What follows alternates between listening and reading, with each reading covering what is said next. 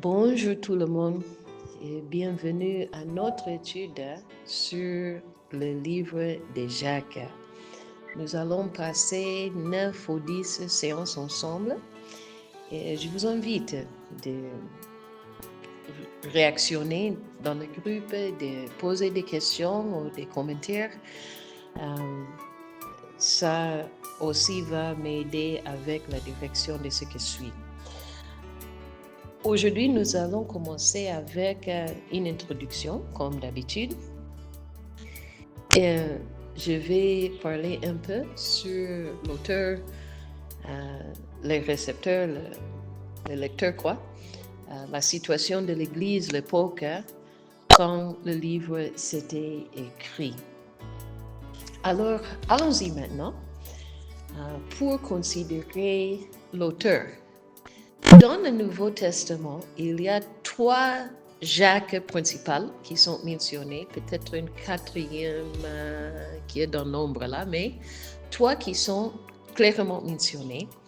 Nous voyons d'abord les 2 Jacques, disciples de Jésus, c'est-à-dire parmi les 12. Il y avait Jacques le majeur, l'aîné, qui était le frère de Jean et le fils de Zébédée. Ce Jacques-là, c'était plus âgé, peut-être même vers 30 ans, quand il a commencé à suivre Jésus. Quand même une vingtaine d'années, ce qui était vraiment plus âgé par rapport aux autres apôtres, sauf peut-être Pierre. Et lui, il était décapité dans le livre d'Actes chapitre 12 par Hérode. Et ce n'est pas lui qui a écrit notre épître. L'autre Jacques, c'est Jacques le mineur, le petit, le plus jeune. Et lui, la Bible ne nous dit pas grande chose de lui, sauf qu'il est parti avec les autres disciples.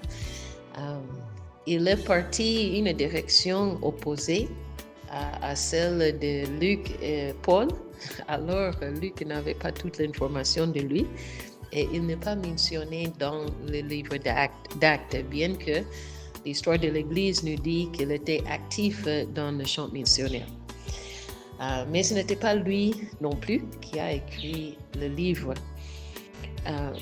Le troisième Jacques, qui revient souvent, en réalité, il est mentionné plus que les autres 2 Jacques, se mentionné pour la première fois dans le livre de Marc, chapitre 6. Marc, chapitre 6. Quand moi-même, je suis en train de chercher le passage, alors j'espère que même en écoutant, que vous ayez la Bible devant vous et que vous êtes en train de chercher le passage et suivre avec moi. Chapitre 6 et verset 3. Les gens sont en train de critiquer Jésus pour dire qu'ils pensent qu'il est qui. Regarde verset 3. N'est-ce pas le charpentier, le fils de Marie, le frère de Jacques, voilà notre Jacques, de José, de Jude et de Simon, et ses sœurs ne sont-elles pas ici parmi nous? Voici le Jacques en question. Il était le petit frère de Jésus, le fils de Joseph et Marie, le demi-frère de Jésus. Et quand il était un enfant, même en tant qu'adulte, il n'a pas accepté Jésus comme le Messie. En tout cas, c'est le grand frère seulement. Vous pouvez imaginer la difficulté qu'il y avait à reconnaître ton grand frère et le fils de Dieu, c'est quoi tout ça?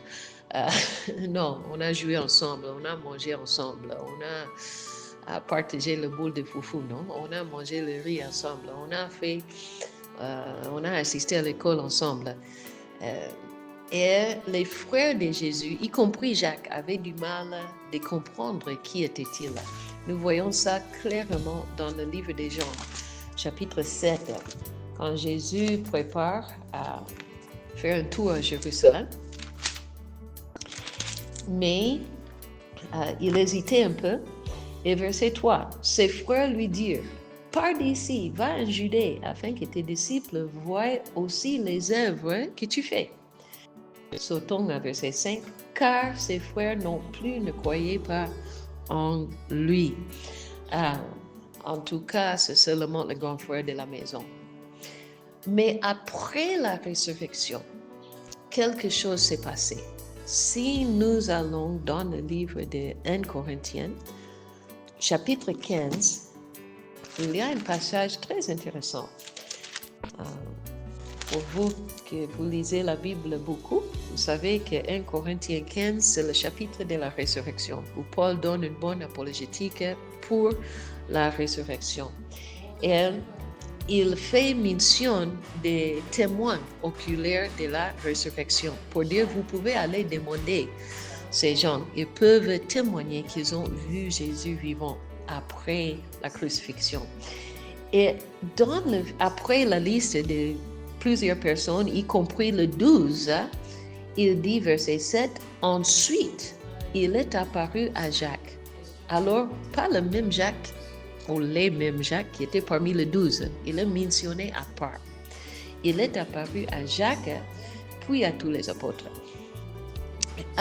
Alors, après la résurrection, c'est comme si Jésus cherchait personnellement ce petit frère pour dire, hey, est-ce que tu crois maintenant? Et nous voyons qu'il a cru, parce que dans Actes, chapitre 1, dans la liste des personnes qui sont rentrées de la montagne d'Olivier, où Jésus était pris, et là, il est ascendu au ciel, nous voyons la liste de ceux qui sont rentrés et qui sont restés dans la chambre haute. Regarde, verset 14. Bon, 13 donne la liste de tous les apôtres, les 12, ou le 11 plutôt. Tous d'un commun accord persévéraient dans la prière avec les femmes et Marie, mère de Jésus, et avec les frères de Jésus. Wow, quel changement!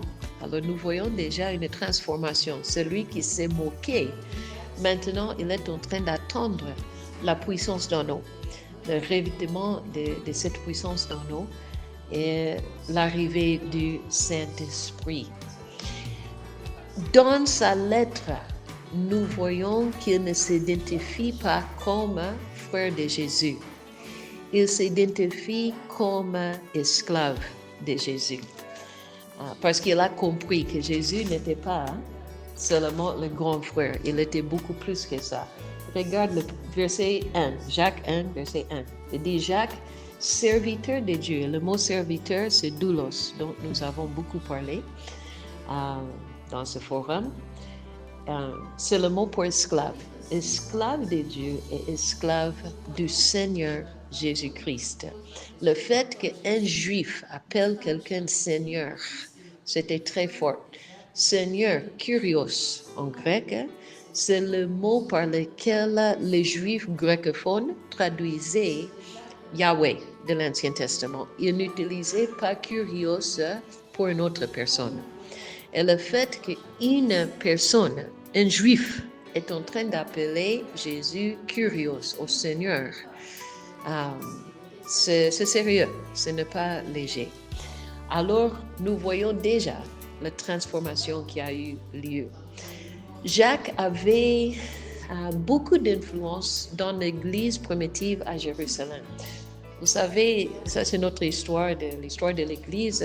Les 11 s'étaient séparés plus ou moins vite, dans quelques années seulement, après le jour de la Pentecôte. Ils sont allés à gauche, à droite, bon, plus précisément, à nord, au sud, à l'est, de l'ouest, avec l'Évangile.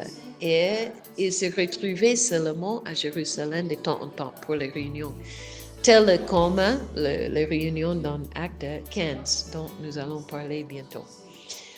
Mais la personne que nous voyons qui semble être le leader de l'église, comme le pasteur de l'église locale à Jérusalem, c'était Jacques. Dans Acte chapitre 12 et verset 17, Acte chapitre 12, comme j'ai dit, un Jacques a perdu sa tête au début. Pierre est emprisonné, mais l'ange vient pour libérer Pierre. Et après sa libération, il va rendre à la maison de Marie, mère de Jean-Marc, et il va donner le rapport de sa délivrance. Et après, ce verset 16, quand il doit partir, il dit aux cellules qui étaient en prière, annoncez-le à Jacques et aux frères. Alors, il fait mention de Jacques à part, comme si tu vas dire à ton retour à Kinshasa, saluez pour moi le pasteur tel et toute l'église. Alors, Pierre aussi reconnaît quand même un compte-rendu qui doit être donné à Jacques à Jérusalem. Dans le chapitre 15 d'Actes, nous voyons le grand rôle que Jacques jouait. Beaucoup des disciples, c'était là, les apôtres, c'était là, avec toute l'Église. C'était une assemblée générale, la première assemblée générale qui traitait la question du salut, le salut en Jésus. Si la circoncision et le respect de la loi de Moïse, c'était obligatoire pour être vraiment sauvé. Et Paul et Barnabas vont parler après leur premier voyage missionnaire. C'est d'ailleurs ce qui a provoqué ce conseil. Et Pierre aussi va témoigner de son expérience avec Corneille. Mais c'est Jacques qui va proposer une solution qui sera acceptée par tous les autres apôtres, par toute l'Église. Alors c'est un homme qui était quand même respecté et qui aussi écoutait l'Esprit de Dieu.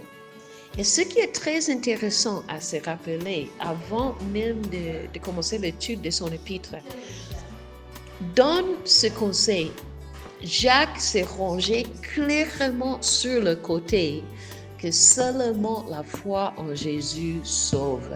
Ce n'est pas la loi qui sauve. Très, très, très important. Que ça, c'est le même Jacques des Actes 15 que nous allons lire dans l'épître de Jacques. C'est la grâce qui sauve. Mais la loi morale doit être respectée. Justement, dans Acte 15, c'est des versets 13 à 21, si vous voulez aller lire.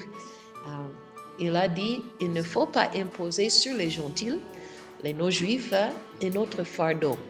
Jésus suffit. Mais qu'il abstienne des idoles, qu'il abstienne de la fornication, qu'il abstienne de manger les choses avec le sang. Et cette dernière, c'était une interdiction depuis Noé. Ça, ce n'était pas partie de la loi de Moïse. C'était le respect pour la vie. Mais le premier deux, l'idolâtrie et la fornication, ce sont des deux choses catégoriquement condamnées dans l'Ancien Testament et le Nouveau Testament. Et Jacques, même Acte 15, si tu es sauvé, tu dois vivre différemment, tu dois respecter la loi morale. Mais la loi cérémoniale, absolument pas. Ce n'était pas nécessaire pour le salut. Jacques lui-même observait la loi. Et dans Acte 21, il a même convaincu Paul de faire un vœu de Nazaréat et de payer aussi pour les sacrifices nécessaires pour 4 autres frères qui faisaient le vœu de Nazaréat pour prouver sa fidélité à la loi, pas pour être sauvé. Le Nazaréat, ça n'a rien à voir avec le salut, c'est un moment de consécration à Dieu. Et même Paul a accepté sa recommandation. Alors c'était un homme fort respecté dans la communauté, bien qu'il n'était pas parmi les 12 apôtres, parce qu'à cette époque, il était encore le jeune homme têtu, le petit frère de Jésus. Mais Dieu l'a récupéré et Dieu s'est servi de lui. Il était lapidé par les pharisiens dans l'année 62 parce qu'il refusait de nier que Jésus était le Messie. Il était jeté le hôte du temple, mais n'est pas mort. Et quand elle est tombée, ils l'ont achevé par terre. Il était un bon juif, fidèle à la loi, mais il était aussi fermement convaincu que Jésus était le Christ. Ça, c'est très important maintenant pour comprendre sa lettre et ce à qui il a écrit. Considérons un peu l'époque à laquelle il a écrit et après on va considérer les récepteurs. La date de rédaction semble être vers la deuxième moitié des années 40. Et j'explique le pourquoi. C'est parmi les premiers écrits du Nouveau Testament et peut-être de toute première écrits du Nouveau Testament. C'était absolument écrit avant les années 60. Parce que les années 60, il y avait une grande rébellion du judaïsme contre les Romains, la révolte juive, et il y avait aussi la persécution par les Romains, par Néron, du chrétien. Et ces deux événements ont séparé carrément les deux religions, le judaïsme et le chrétianisme. Mais dans le livre de Jacques, nous voyons ce mélange encore. Avant cette séparation, le judaïsme c'était protégé par les Romains et le christianisme c'était considéré comme une branche, une secte du judaïsme. Mais après les années 60, même au niveau officiel, ils étaient scindés, deux choses complètement. Mais quand Jacques écrit, nous voyons qu'il écrit dans le contexte du synagogue et peut-être même aux synagogues et les chrétiennes et les non-chrétiens juifs, comme on va voir tout à l'heure. Alors, c'était avant les années 60, absolument. Et c'était peut-être suite à la prédication de Paul et Barnabas et les autres à Antioche. Dans Actes chapitre 11, nous voyons la première mission auprès des gentils. Il y avait d'autres craintes Dieu et tout ça, des gens qui ont accepté le Seigneur Jésus avant, mais ce n'était pas vraiment le focus. C'était Antioche et nous ne connaissions même pas qui était le premier missionnaire. Il y avait quelques hommes de Chypre qui sont allés et ont commencé à prêcher aux gentils à Antioche. Et l'Église commence à évoluer. Et maintenant, Paul, Barnabas, avec les autres qui sont aussi mentionnés dans Actes chapitre 13, ils sont en train d'enseigner la foi en Jésus seulement qui sauve. Nous sommes sauvés par la grâce. Et c'est très possible qu'il y avait, comme nous voyons dans nos jours, une réaction extrémiste, c'est-à-dire des Juifs maintenant qui disaient « Ok, nous sommes sauvés par la grâce. On peut s'en foutre de la loi. On peut faire ce que nous voulons. » Et c'est très possible que Jacques est en train de répondre à une doctrine de grâce qui n'est plus la grâce, c'est la disgrâce. C'est vraiment la honte de l'Église. C'est possible qu'il répondait à quelques-unes de ces exagérations. Nous sommes sauvés par la grâce, c'est tout ce qui est important. Intéressant, il n'y a aucune référence ni indication du Conseil d'Actes chapitre 15. Voilà pourquoi probablement c'était écrit avant Acte 15. Parce que justement, Acte 15 traite avec la même situation que Jacques va traiter dans son livre. S'il y avait une décision officielle de l'Église, c'est logique qu'il allait quand même en faire référence. Mais il n'y avait aucune référence à ce conseil. Alors, probablement, c'était écrit avant le conseil d'Acte 15, qui était vers l'année 49. C'est-à-dire, si on a bien compris la situation, le livre s'était écrit entre les années 45 à 48 après Jésus, toujours dans la première génération des chrétiens. Maintenant, les récepteurs, qui étaient-ils? Bon, Jacques lui-même, il dit qu'il écrit aux 12 tribus, mais c'est-à-dire quoi? Parce que cette terminologie, évidemment, a changé depuis l'Ancien Testament. C'était des chrétiens juifs qui s'identifiaient à la fois au judaïsme et au chrétianisme. Ils assistaient la synagogue chaque samedi, ils suivaient les pratiques de la loi et ils étaient mélangés dans la synagogue avec d'autres personnes, des juifs, mais qui ne croyaient pas en Jésus comme le Messie. Alors nous avons un mélange, peut-être dans l'auditoire, des juifs qui sont des chrétiens, ils croient en Jésus comme leur Messie, et des juifs qui n'ont pas encore accepté Jésus comme leur Messie.